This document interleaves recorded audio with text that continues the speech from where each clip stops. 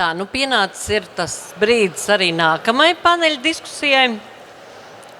Un, kā jau es iepriekš teicu, es uz šo diskusiju aicinu pilnīgi visus tos cilvēkus, kuriem garšo griķi.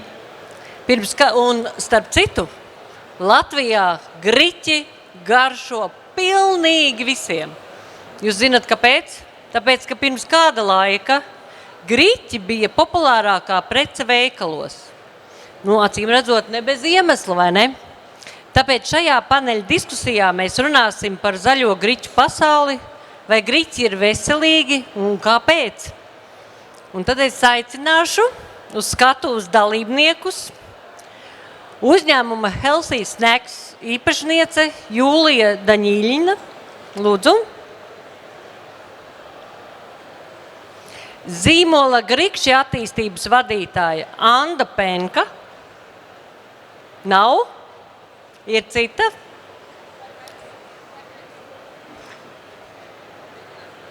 Es esmu sajauku, man dieniņ, šito man nepiedos, tagad laikam neviens. Tā, tiešraidā ceļam un sākam pa jaunu.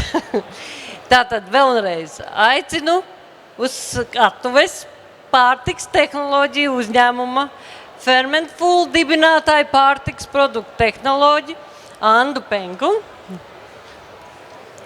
Un tagad ir Zīmola Grikši attīstības vadītāja Daina Eglīte Antona un pārtiks tehnologs. Tātad vēlreiz visus jūs lūdzu sēžaties, dāmas, ieņemiet vietas. Tātad vēlreiz nosaukšu visus tā, lai ir skaidrs, un tiem, kas pieraksta, lai nav tāds sajukums kā man. Uzņēmuma Healthy Snacks īpašniece Jūlija Daņīļina, Fermentful marketing komunikācijas vadītāja Līga Matīsa būs tā, kas vadīs šo diskusiju ciklu moderatori. Anda Penka, pārtiks tehnoloģiju uzņēmuma Fermentful dibinātāja, un Daina Eglīte Antonija, pārtiks produktu tehnologs. Es jums atstāju arī šo mikrofonu, un tad, lai jums izdod.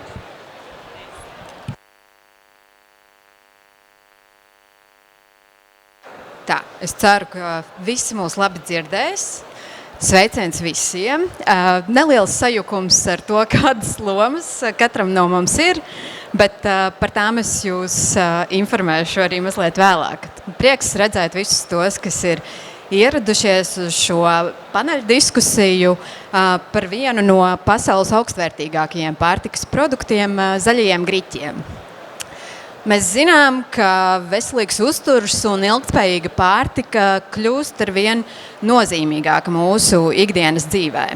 Zaļie griķi, pateicoties savām īpašībām, ir ne tikai lielisks proteīna, vitamīnu un minerālvielu avots, bet arī videi draudzīgs produkts. Tāpēc šodienas diskusijā mēs arī apspriedīsim zaļo griķu principā piedzīvoto tādu atzimšanu un kļūšanu par nozīmīgu daļu inovatīvu pārtiks produktu ražošanā, tepat Latvijā. Tāpat runāsim arī, kādas ir zaļo griķu superspējas un kādus ieguvumus tie dod mūsu veselībai. Un šīs paneļa diskusijas dalībnieces ir, es teiktu, zaļo griķu lielākās vēstneses Latvijā, kuras iespējams arī par zaļo griķu nebeidzamajām superspējām zina krietni vairāk par lielāko daļu no mums. Tāpēc iepazīstināšu vēlreiz. Uzkodu ražošanas uzņēmuma Healthy Snacks īpašniece un Zīmola Grikši attīstības vadītāja Jūlija Daņīļina, pārtikas tehnoloģiju uzņēmumu Fermentful dibinātāju un vadītāju Anda Penka un pieredzējusi pārtikas tehnoloģe ar dziļu izpratni par fermentāciju Daina Eglīte Antona. Kā arī, kā jau iepriekš minēts, šo diskusiju vadīšu es, Līga Matīsa, Fermentful marketinga un komunikācijas vadītāja. Es ceru, ka jums visiem šī diskusija būs tiešām zinībām pilna un aizraujoša. Tāpēc es arī kā sākotnējo jautājumu vēlos uzdot, kas tad padara zaļos griķus par superproduktu. Un varbūt arī ātri varam ieskicēt, kā tad zaļais griķis atšķiras no mums visiem ļoti labi zināmā brūnā griķa.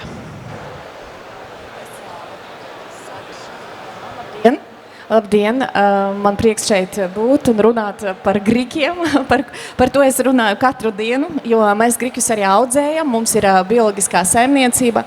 Latgalē 250 hektāri mēs bez ķīmijas ar mīlestību audzējam griķus un arī pārstrādājam, ražojam dažādus produktus, gan griķu makaronus, pilngraudu, dažādus miltus un griķus. Un pirmkārt, es gribu arī vienoties šeit mūsu starpā, ka mēs runāsim vairāk par zaļajiem griķiem un paskaidrot to starpību, jo pie mums arī brauc turisti, mums ir griķu rezidence, griķu laukā, kur mēs arī popularizējam griķus kā superēdienu, un bieži zvana arī cilvēki prasa, mēs gribam nopirkt zaļo griķu sēklu, lai audzēt zaļos griķus tikai jums ir zaļie griķi pie jums, kas tas vispār ir?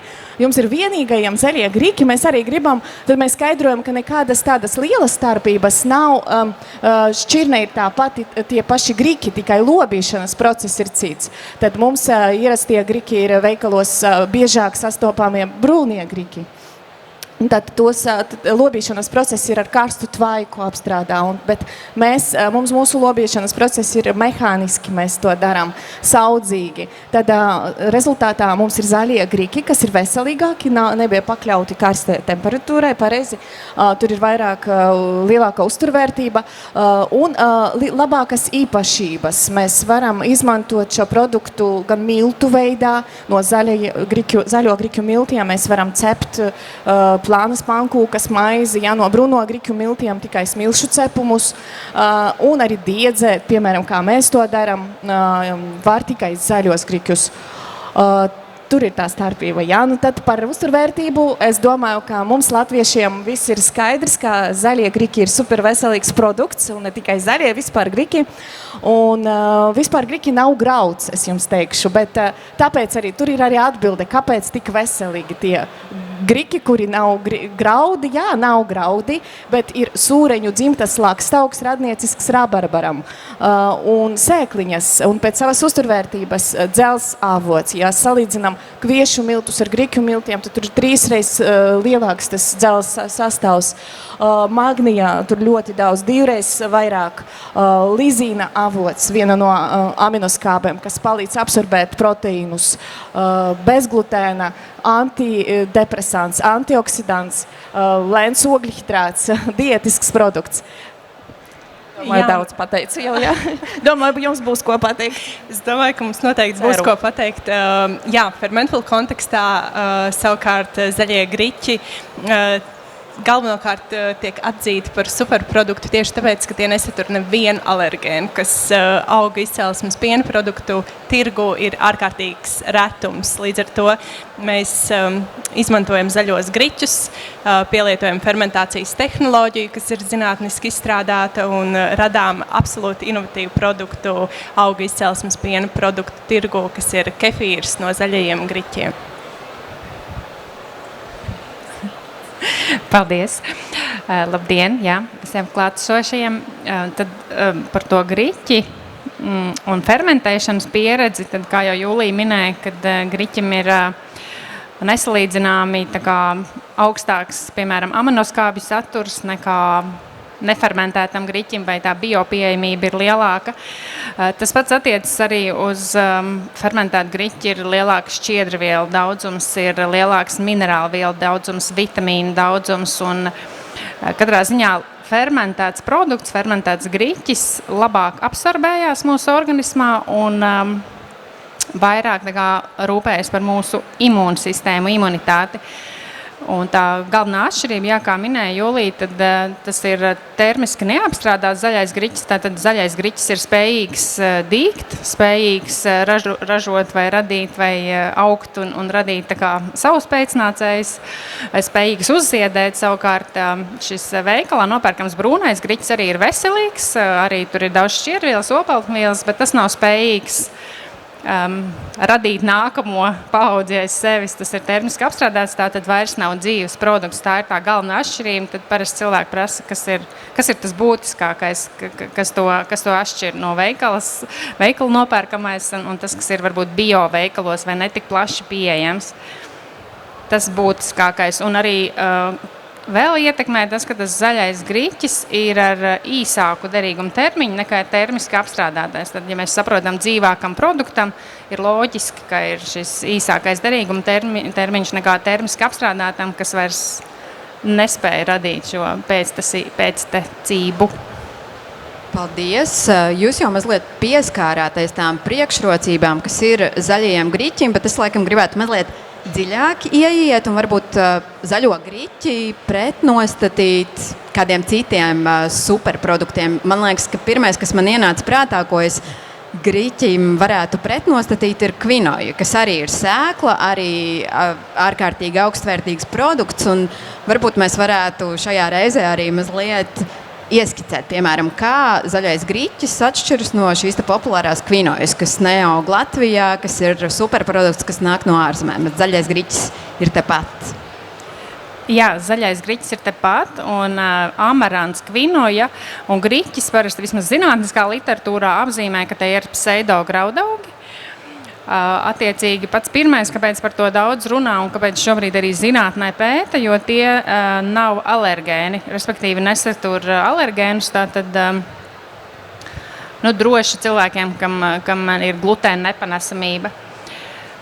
Jā, tāpat minerālu vielu saturs ir augstāks nekā salīdzinoši, piemēram, miežiem vai auzām, attiecīgi mieža auzas satur glutēnu. Tas šķiedrvielu daudzums ir griķiem nesalīdzinām lielāks nekā auzām, nekā arī tiem pašiem miežiem. Daudz tā labā lieta. Un griķis vēl ir zems glikēmiskais indeks, tātad viņš nodrošina stabilu šo cukura līmeni asinīs, tā kā, piemēram, apēdot smalkmaizītī, kas ir cepta no kviešu miltiem, tad mums tas glikos līmenis asinīs tas diezgan strauji uzlec augšā, un pēc tam ir atkal strauši krītiens. Savukārt, ja mēs apēdam maizi vai smalkmaizīti vai mafinu, kas ir cepts no griķu miltiem, tad viņš lēnām uzkāpj, ilgāk turās un arī attiecīgi lēnāk krīt. Nav šādi cukura līmeņa bedres, tās saucamās. Jā, un zaļie griķi noteikti pretnostatīti kādam citam superproduktam. Atkal vairāk fokusēšos tieši uz alternatīvo piena produktu kategoriju. Zaļajiem griķiem ir ļoti neitrāla garša, līdz ar to pielietošana dažādu produktu radīšanā ir ļoti pateicīga. Jo mēs varam transformēt šos zaļos griķus ļoti daudzveidīgos produktos, attiecīgi radot šo garšu profilu. Un, piemēram, fermentvielu kontekstā tas ir ārkārtīgi svarīgi, jo cilvēki arvien vairāk tiecas arī šajos alternatīvajos piena produktos saskatīt kaut kādu līdzību ar regulāriem piena produktiem. Līdz ar to tā garšas neutralitāte vai spēja garšu pielāgot, uzlabot, padarīt līdzīgāku tirgu esošajiem produktiem, tā viennozīmīgi ir priekšrocība, kuru mēs kā ražotājs arī izmantojam un iemesls, kāpēc mēs izmantojam zaļos griķus savos produktos.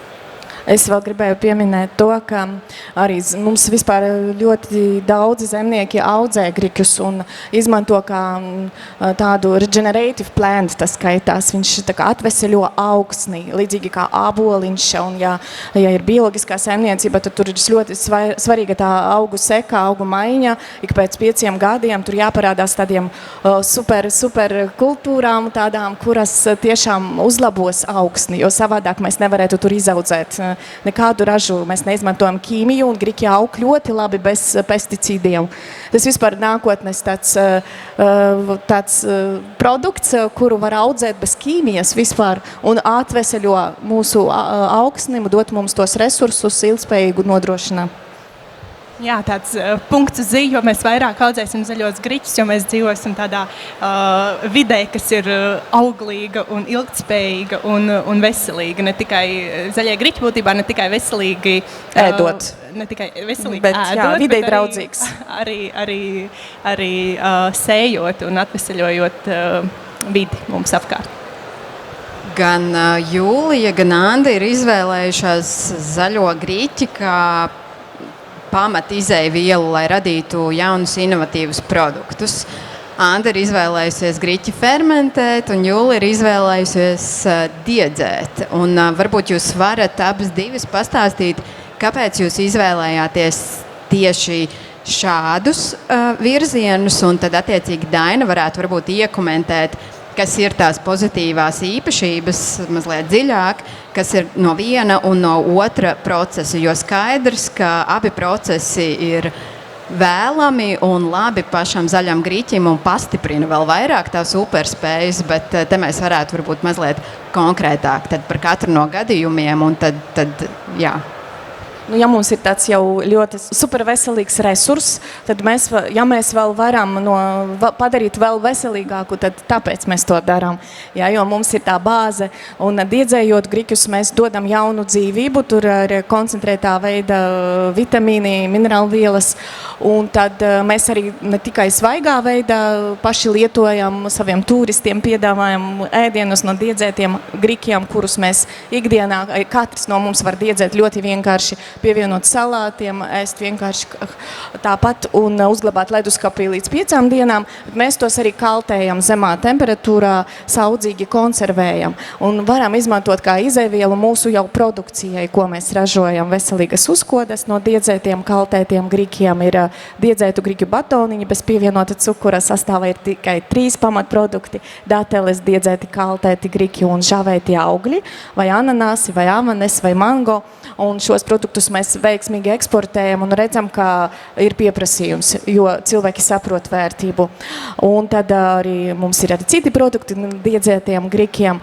Un arī stāstam, dalāmies ar receptēm, pie mums brauc ciemiņi, kā mājās, tiešām mēs drusku pieskaros, var diedzēt paši, vienkārši mērcēt ūdenī 3 stundas, zaļos griķus, nevis brūnos, jā, un tad atstāt zem vāka vai bez vaka, vienkārši uz 9 stundām jūs redzēsiet, kā parādīsies dīksti, un tad varat droši vēl diedzēt 5-6 stundas, cik ilgi jūs tur gribēsiet un pagaršot, un tas tiešām ir ļoti, ļoti veselīgs superprodukts.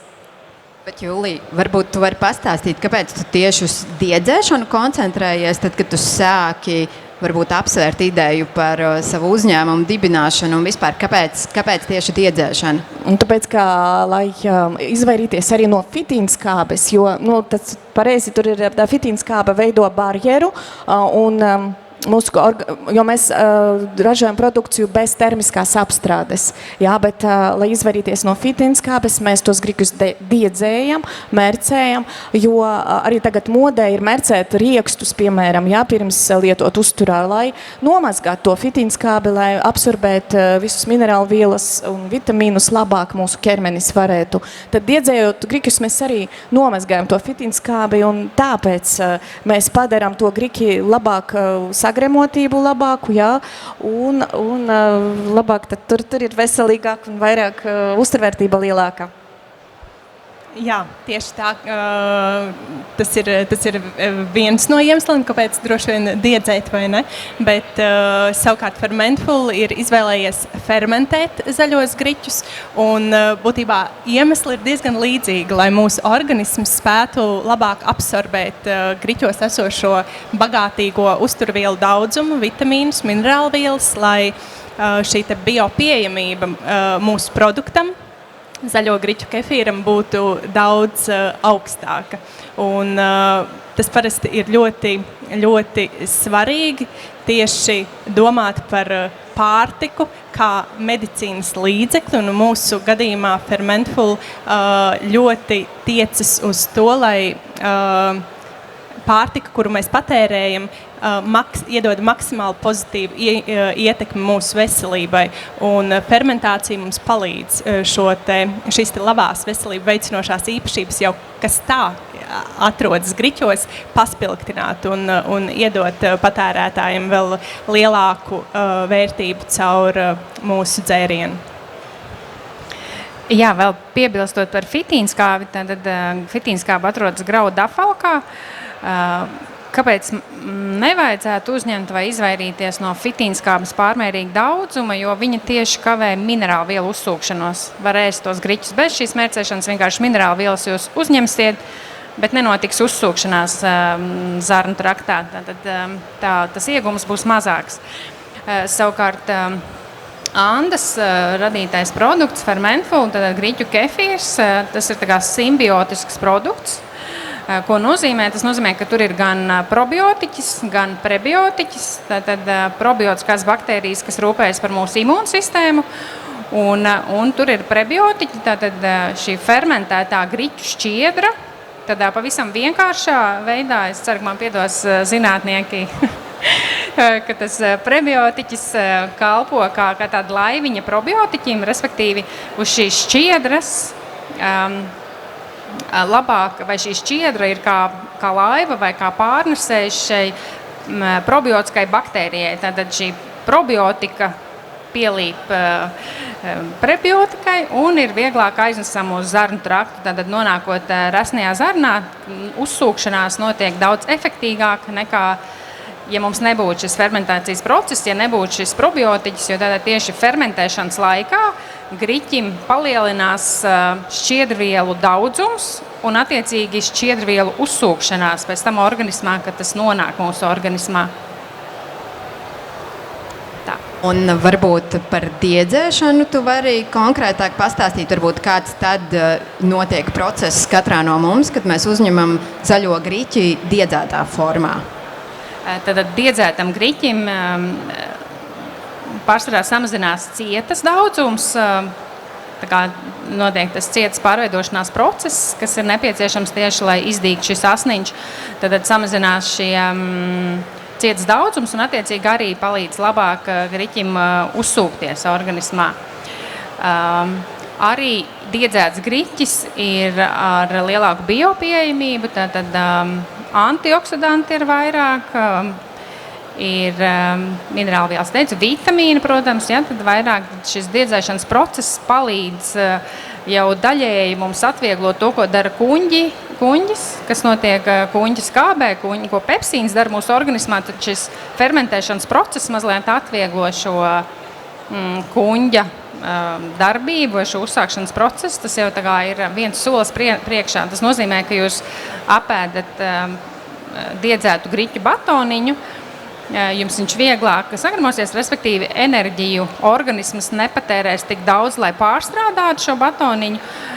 Tas vieglāk sagramosies, vieglāk pārstrādāsies, jums būs ātrāk enerģija darīt kaut kādas citas lietas. Nebūs tas pēc apēstā batoniņa, nebūs tāds sagurums uzreiz, vai organisms nepaņems enerģiju, lai to pārstrādātu. Jā, vēl, protams, tur viss palielinātā veidā, gan minerālvielas, gan antioksidanti, un lizīns viena no proteīniem grupām, proteīns viens, kas palīdz absorbēt citus visus mūsu proteīnus, tur arī vairāk.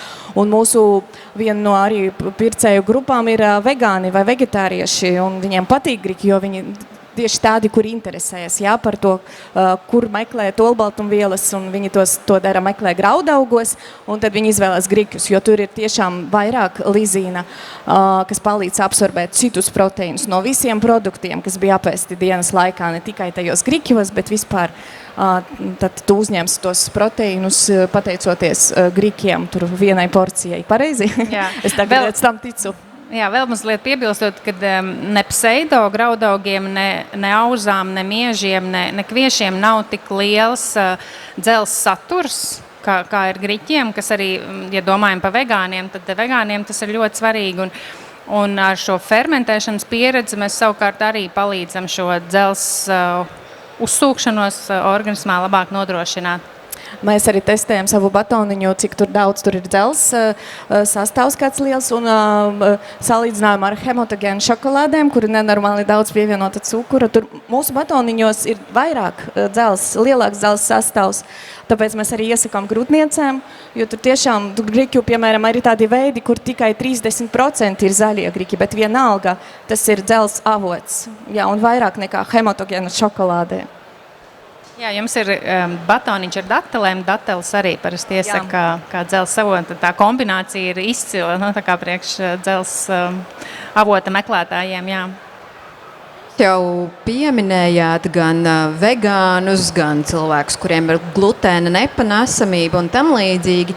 kas noteikti ir arī viena no galvenajām auditorijām, varbūt inovatīvākajiem pārtikas produktiem, kas kaut kādā ziņā atšķaida to ļoti tradicionālo pārtikas nozari, bet varbūt ir kaut kādas patērētāju tendences, kaut kādas nepieciešamības, ko jūs pamanāt, varbūt pamanījāt, pirms jūs radījāt šos pārtikas produktus, vai arī kas ir tagad iezīmējies, ko jūs redzat, ko cilvēkiem vajag, kas ir lietas, uz ko viņi koncentrējas. Noteikti tie ir arī cukuru jautājumi, gan cukuru līmeņa stabilizācija organismā, gan arī vispār nepieļaut to, ka mums ir tie glukozes spaiki, par kuriem, man liekas, diezgan aktīvi šobrīd pasaulē tiek runāts, un varbūt ir vēl kaut kādas tendences, ko jūs esat ieraudzījuši, un kas ir varbūt tas, ar ko daudz jautājums var atrisināt tieši ar zaļajiem griķiem.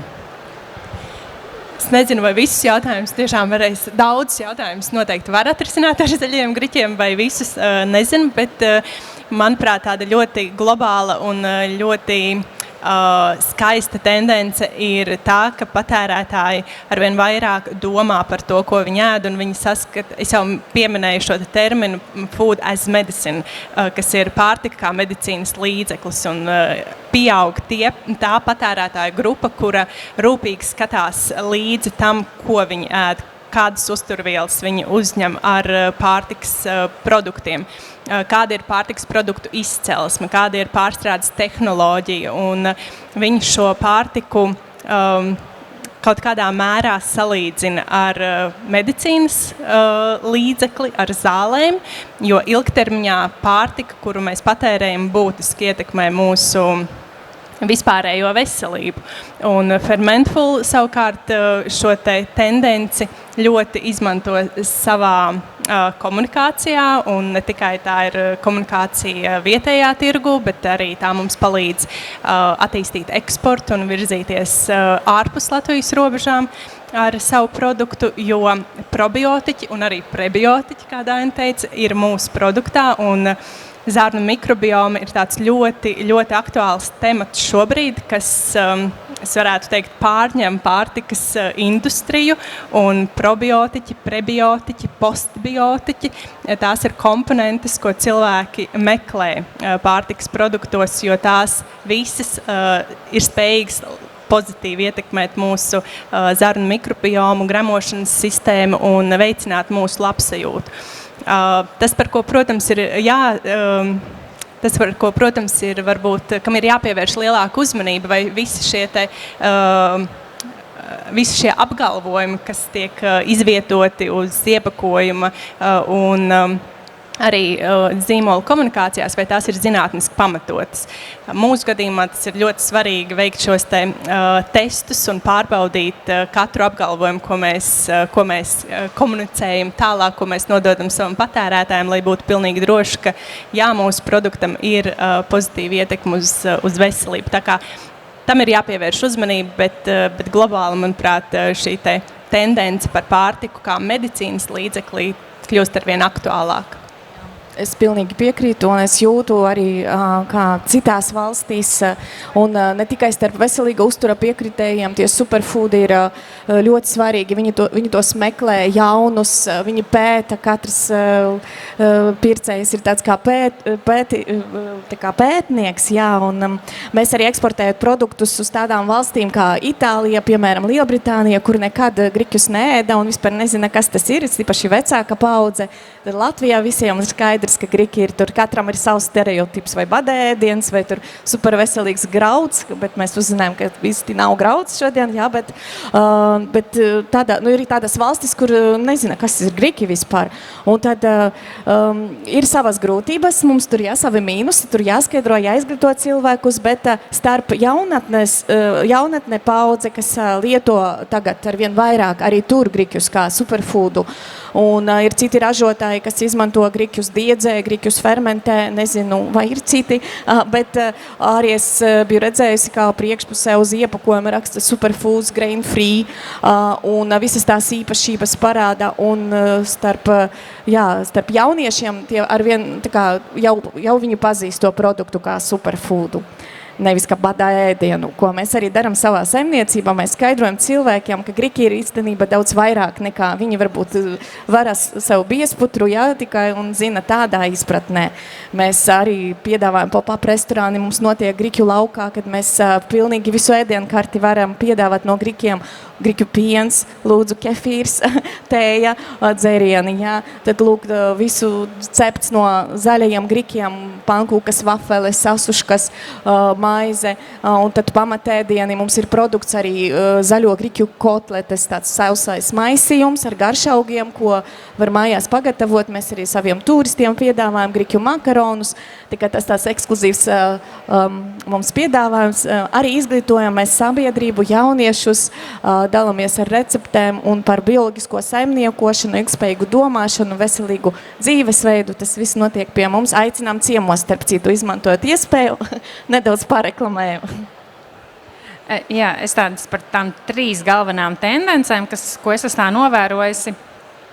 Pirmais, izmantot no griķiem tā kā visas sastāvdaļas. Piemēram, ja sēneles paliek pāri, tad ko mēs darām ar sēnelām? Ja ir kaut kādas, piemēram, ražojot griķu pienu, varbūt netiek homogenizēts vai samalts viss griķu daļiņas, tad paliek kaut kāds izspieda, kuru savukārt fermentē, iegūst biogāzi vai kā citādāk pārstrādāt. Tad viena no tendencēm, ka izmantot pilnīgi visas daļas, kā Jūlija minēja arī par tēju, tad es esmu dzirdējis, ka no griķu lakstiem mēģina aust tā kā žalūzijas pārstrādāt, krāsot vilnu, audumus, dažādi attīstīt.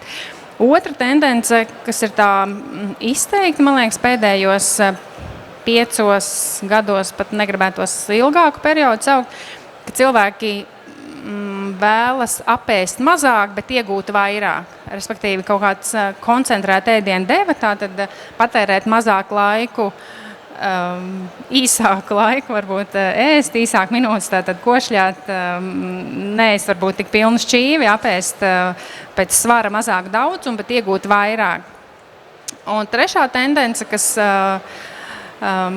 kur mēs šobrīd laikam neko nevaram ietekmēt, ļoti rūpīgi piedomā pie tā, kādus produktus likt militārajā segmentā, respektīvi, ko likt karavīru somā, cik garu derīgumu termiņu nodrošināts šim gala produktam, bet svarīgi, ka tas, ko apēda vai ko nes līdzi karavīrs somā, ka tas ir ļoti koncentrēts, tas ir tiešām superfoods, un tas pabaro, pat tad, ja viņam laiks ir apēst vienu batoniņu, ir jāiedod maksimāla enerģija. Tur mēs vairs nerunājam par zemu glikemisko indeksu, tur mēs runājam par ātru, bet arī par bagātu minerālu vielām, antioksidantiem, vitamīniem, ar ātru uzsūkšanos, ar ātru tādu enerģijas devu, bet arī tur šobrīd skatās griķu virzienā, jo par dzelzi, kā jau mēs pieminējām, kas arī svarīgi karavīriem nevienmēr ir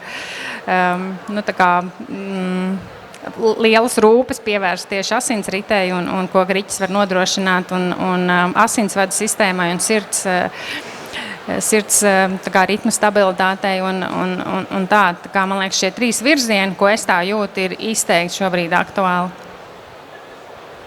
Paldies! Es, starp citu, pirms es pievienojos Fermentful komandai, es arī pati diezgan lielā mērā sāku iedziļināties savā uzturā vēl vairāk nekā pirms tam, un kā mans viens no galvenajiem vadmotīviem lietot Fermentful, piemēram, bija tas, ka man vajadzēja principā tādu papildus enerģijas devu ikdienā, kad es biju ar mazuli parkos Covid laikā ar ratiņiem, un es sapratu to, ka man nav jauda, un tas nav kaut kas tāds, ko es varu panākt ar snikers batoniņu vai kafiju. Es jutīšos pēc tam 100 reizes sliktāk, un man ļoti palaimējās, ka Fermentful tad parādījās, un kas parūpējās par manu veselību, par to, lai manas zarnas justos labi. Pēcāk arī es uzzināju par grīksiju batoniņiem, kurus es pievienoju arī savai diētai, un tagad es tieši tāpat savu dēlu principā audzinu un dodu viņam gan Fermentful kefīru, gan arī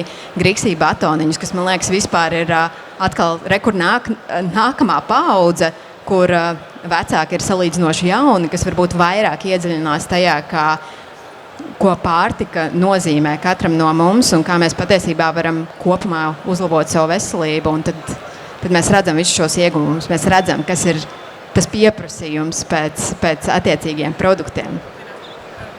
Jā, man šķiet, ka ļoti būtisks ir arī aspekts, ka šī ātri patērējamā pārtika var būt arī veselīga, tas, ko tu šobrīd arī pieminēji, Līga. Un savukārt tas, ko Daina pirms mirkļa minēja, ka fermentācijas procesā, fermentējot šīs griķos esošās šķiedravielas, rodas īso ķēžu taukskābes, buterāts, kas būtībā ir tas iemesls, kāpēc, piemēram, patērējot zaļos griķus un vislabāk fermentēt, mēs iegūstam šo sāta sajūtu un ilgtermiņa sāta sajūtu. Līdz ar to tas ir, manuprāt, ļoti liels ieguvums. Es arī no savas personiskās dzīves tāds piemērs par to sajūtu pēc grikiem. Kad mums daudz turistu, tur 3 lielas grupas 4 dienā, un nav laika paēst, un es tikai tur organizēju visu un aizbraucu pēdējā grupā, un es skatos, paliek pāri tas piens, mēs pudelēs pasniedzām tāds savspaidīgas, un es vienkārši paņēmu un izdzeru to veselu pudeli ar griķu pienu. Un ticiet man, es negribu ēst vispār pēc tam līdz dienas beigām, un es jau zinu, ka man būs tāda sajūta, tāpēc es to daru mērķtiecīgi, jo galvā varādās tāds, es domāju, griķos ir tāds magics kaut kas, tāds gaišums, tāds skaidrība, tāda sātīgums, un tāda gaiša sajūta ļoti laba un ļoti patīkama. Es pat nezinu, ar ko salīdzināt. Un ļoti veselīgi, jo mēs uzreiz saprotam, ka mēs uzņemam kaut ko ārkārtīgi veselīgu, kas ir ļoti, ļoti vērtīgs mūsu organismam.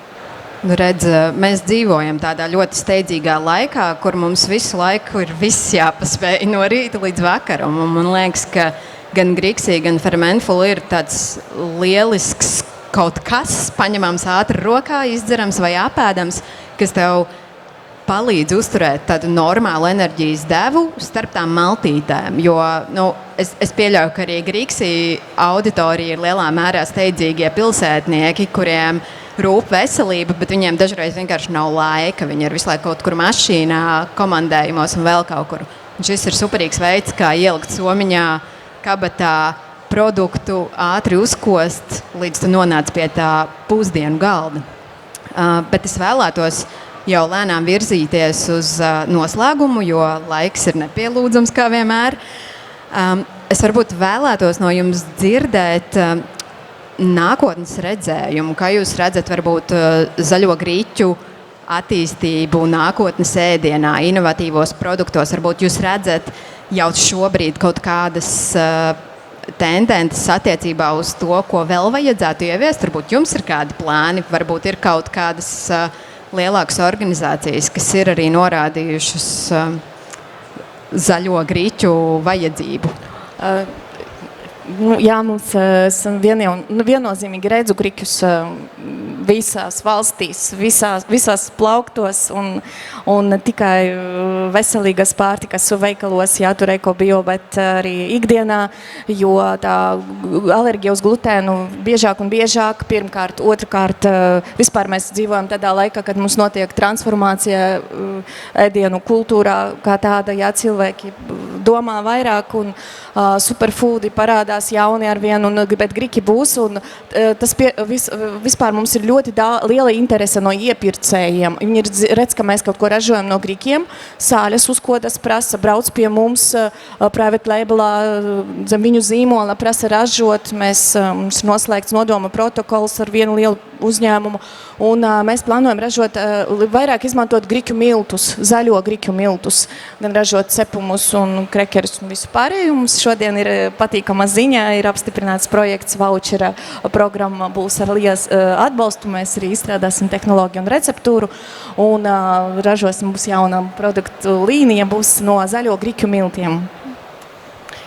Jā, no savas puses, ko es varētu piebilst, es arī viennozīmīgi redzu zaļos griķus nākotnes produktu tādā prožektoru gaismā, jo tas, ko Fermentful arī dzird un redz, ka zaļie griķi ir, varbūt mums sākotnēji šķiet, ka zaļos griķus zinām mēs šeit Baltijā, postpadomju valstīs un nekur citur, bet pētot dažādas tendences un sarunājoties ar starptautiskiem pārtikas iepirkējiem. Viens no lielākajiem Amerikas mazumtirgotājiem Whole Foods, viņi pat savā tendenču reportā ir iekļāvuši zaļos griķus kā fokus, kam viņi ļoti pievērš uzmanību, izvēloties savus produktus, ko listēt plauktā.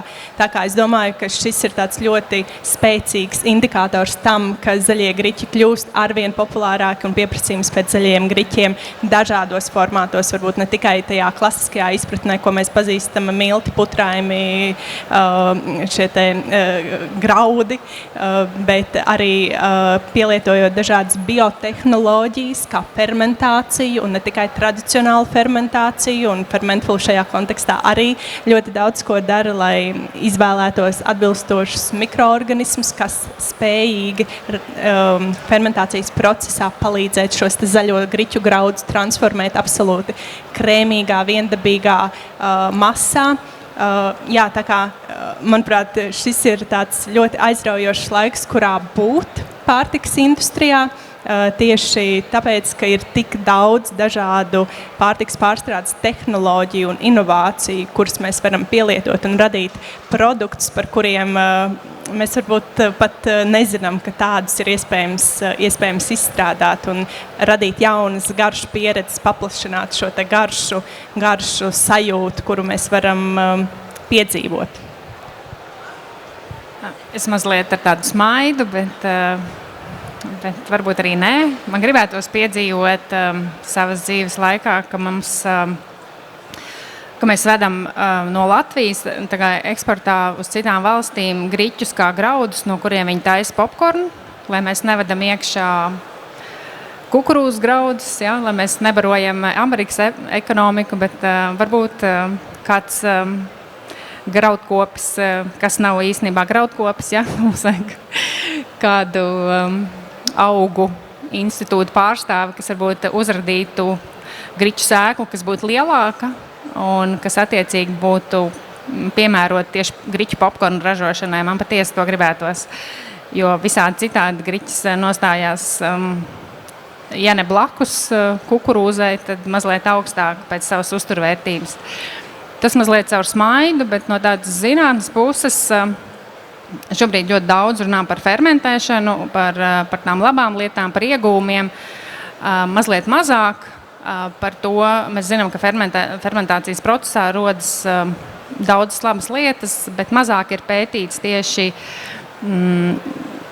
metabolismā produkti, kas rodas, kas varbūt mums nav īsti organismam nepieciešami, bet kas rodas tajā fermentētā produktā, fermentētajā masā, ko varbūt organisms nepatērē, tik labi nespēja patērēt. Un izrietot no šī, tad manuprāt, ir ļoti svarīgi jebkuram graudaugam, augam vai dārzenim atrast pareizo mikroorganismu kombināciju, lai maksimāli iegūtu, piemēram, ne tikai tur antioksidantu daudzumu palielinot ar vienu veidu mikroorganismu, tātad atrast 4 vai 5 mikroorganismu kombināciju, kas maksimāli dod labumu vai izvelk no šī griķa ārā maksimāli daudz uzturvērtībai, vai tieši to uzturvērtību palielina.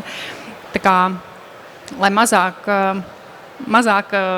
tā kā rodas tas atkritums, bet tas pats, ko mēs pirmīt runājam, tad koncentrēta deva, bet panākt to, tā kā izvērtējot, kuri mikroorganismi palīdz fermentēt, radīt vairāk vai radīt dzelzi pieejamāku vai šķiedrvielu daudzumu, tad salikt šos mikroorganismus vienā, uztaisīt mikroorganismu kopu un fermentēt ar to.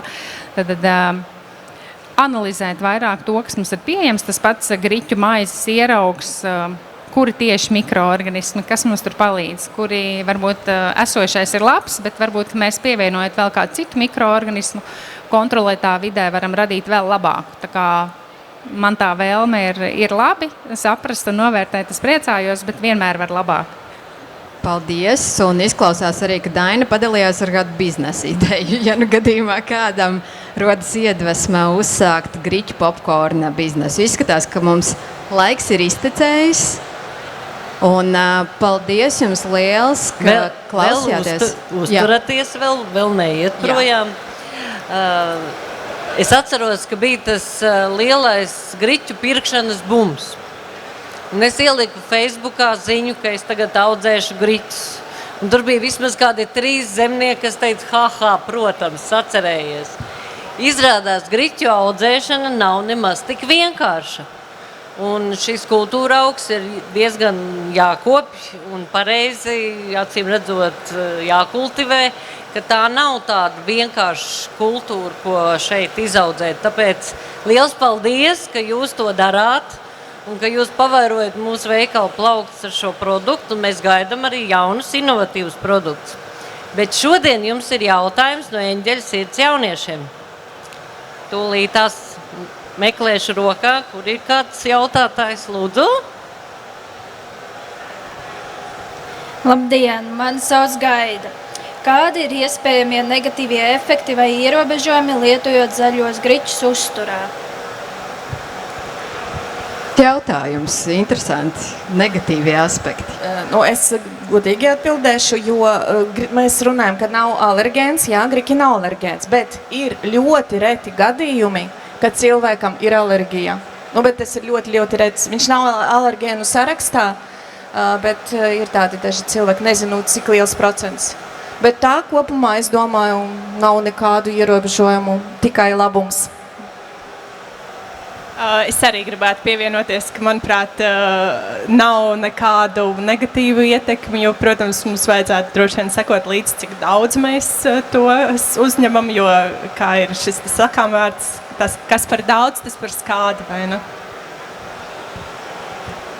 Es arī gribētu teikt, ka varbūt tāds neko tādu ļoti slikti nevarētu ieteikt. Vienīgais, varbūt, no kā ir jāuzmanās, jāapstāsta derīguma termiņš, jo, ja gadās nopirkt griķus, kam derīguma termiņš ir iztecējis vai tuvu tam, tad varētu būt, ka šis produkts būs rūgts. Vai jūs cepsiet griķu pankūkas vai no griķu mannas taisīsiet mannā, tad šis varētu ietekmēt vispār priekšstatu un jūsu domas par griķiem. Tā kā sakot līdz derīguma termiņam, lai nav oksidācijas garša jau nogaršo.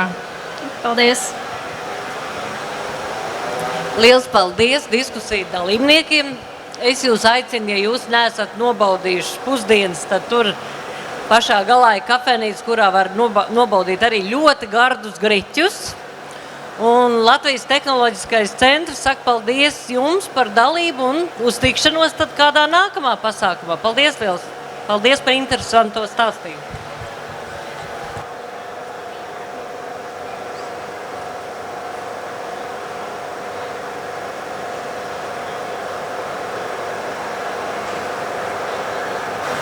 Un mums šīs dienas diskusiju cikls lēnām tuvojās noslēgumam. Un pēdējā cikla daļa no 4 līdz 5 būs lektori, kuri prezentēs savas prezentācijas, un pirmā daļā būs jaunākās testēšanas iespējas uzturvērtības marķēšanai, un kā tās būtiski var uzlabot tirgus pozīcijas. Un lekcija būs angļu valodā, tā kā gatavojieties lūdzu, tas tūlīt drīz arī notiks, aicināsim lektorus skatūs. Paldies!